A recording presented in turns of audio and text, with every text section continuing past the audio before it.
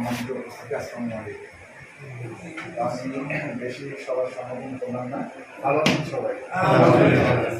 আমি যেটা বলতে চাই, এখানে যারা আছেন সবাই ম্যাক্সিমামই হচ্ছেন, বলা চলে সবাই আমার চেয়ে অনেক বয়সী বড়, আমার চেয়ে অনেক অভিজ্ঞ আপনারা। তবে এই ক্রাইম কন্ট্রোল বা এর ব্যাপারে আমার হয়তো সরকার আমাকে ট্রেনিং করে আমার বাস্তব অভিজ্ঞতা আছে, আপনাদের হয়তো সেটা নাই।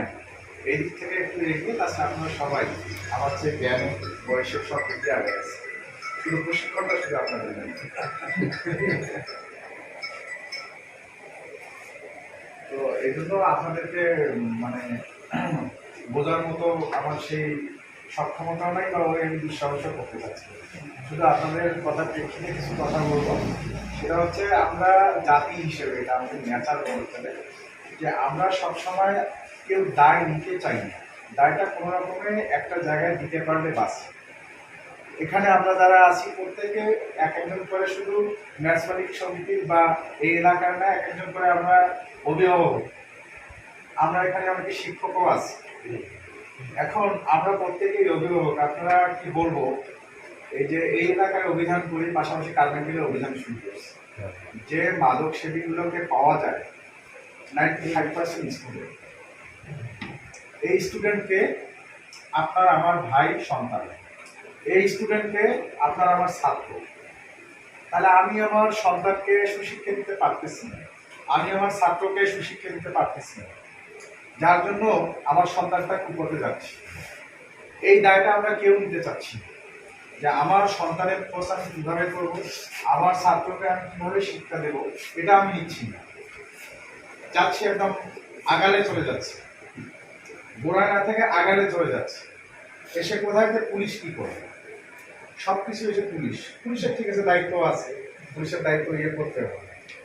তো ঘটনা হচ্ছে, আমরা যদি প্রত্যেকে আমাদের নিজের যে দায়িত্ব কর্তব্য আছে, আমার ছেলেটা আমার মেয়েটা সন্ধ্যার পর কেন বাইরে যাবে, কার সঙ্গে মিশতেছে।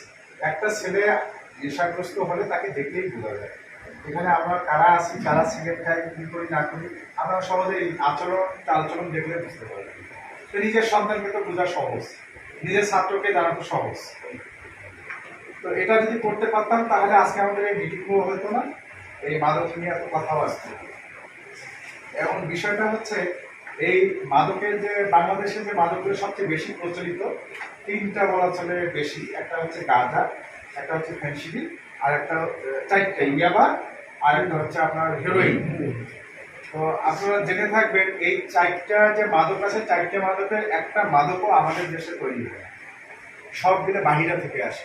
আপনাকে বলতে পারবেন যে তার মধ্যে ওখানে এটার আলোক আছে, অমুকের বাসায় চাষ হয়, বা অমুকের বাসায় কেমিক্যাল আছে, এখানে তৈরি হয়, কেউ বলতে পারবেন? আসে কোথা থেকে আসে? সীমান্তবর্তী ভারত থেকে আসে, মায়ানমার থেকে আসতেছে। তো মনে করেন যে সীমান্তরক্ষী বাহিনী আছে, আরো অন্যান্য সদস্য আছে। আমাদের প্রত্যেকের দায়িত্ব যদি পালন করতাম, তাহলে আজকে আমাদের এখানে এসে মাদক বিরোধী সমাবেশ করা লাগে। মাদকটা কি এখানে চাষ হয়? চাষ কিন্তু হচ্ছে না, তৈরিও হচ্ছে না। কিভাবে আসে? উড়েও আসে না। আমাদের মতো আমাদের ভাই, আমাদের বাবা চাচা, তারাই তারাই নিয়ে আসতেছে। আমাদের সন্তানরা খুব পথে যাচ্ছে। আশপাশে জানেন, আপনারা জানেন যে যেমন সিসিডি একটা চাইনিজ হোটেল, বা গ্র্যান্ড প্যালেস হোটেলটা যদি এখানে আমি দেওয়া যায়, এটা কি চলবে? আশপাশ এলাকায় লাগবে, যেটা যেখানে দরকার সেটা সেখানেই লাগবে।